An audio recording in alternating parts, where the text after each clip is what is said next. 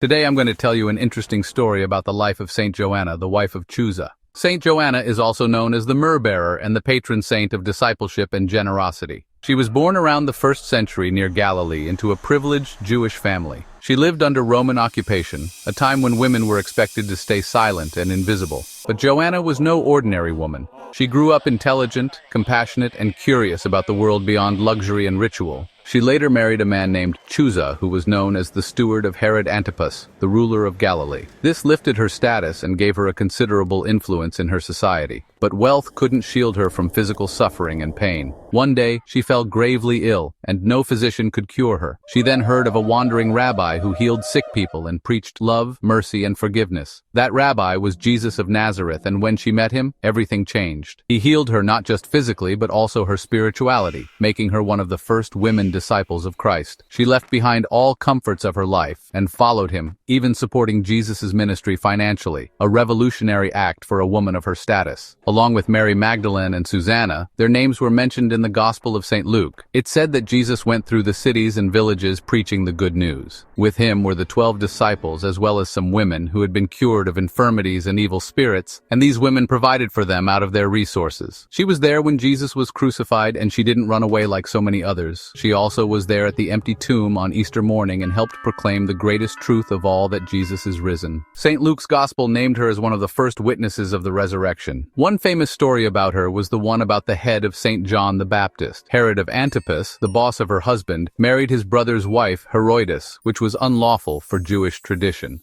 St. John strongly condemned Herod, and in response, Herod had St. John beheaded during her daughter's birthday, named Salome. After he was beheaded, St. Joanna took his head and gave him a proper burial. According to some accounts, tradition holds that St. Joanna continued to serve the early Christian community after the resurrection of Jesus. Some legends say she traveled and preached, while others suggest she helped protect the apostles and new converts during persecution. Though her exact death is unknown, she is believed to have died peacefully, a faithful servant of Christ to the end. But her story didn't end there. Centuries passed, and the Church began recognizing the quiet power of the early female disciples. Though St. Joanna's name was mentioned only briefly in the Gospel, she began to shine brighter. In Eastern Orthodox tradition, she is honored as one of the myrrh-bearing women, the brave souls who brought spices to Jesus' tomb. This is also the reason why in most of her images, she is often portrayed as a female saint holding a container of myrrh. Today, she is venerated as the patron saint of discipleship and generosity, and her feast day is celebrated every 24th of May. If you like stories like this, support us, follow, like, and subscribe.